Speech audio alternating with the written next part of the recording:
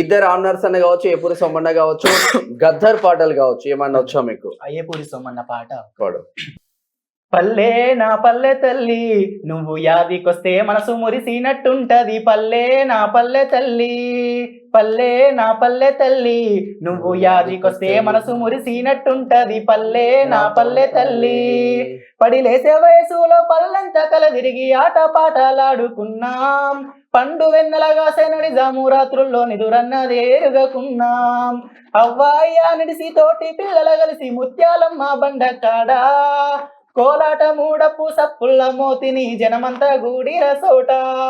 అల్ల దుర్గము ఇల్ల దుర్గము జాగిల్లము గిల్లాట, వరుసైనోళ్లకు ఎరుక చెప్పుకుంటా ముక్కు గిచ్చుకునే ఆట. ఒకడెనక ఒకడెట్టి బండ జారుతుంటే గుండె నిండా పొంగే ఆనందం.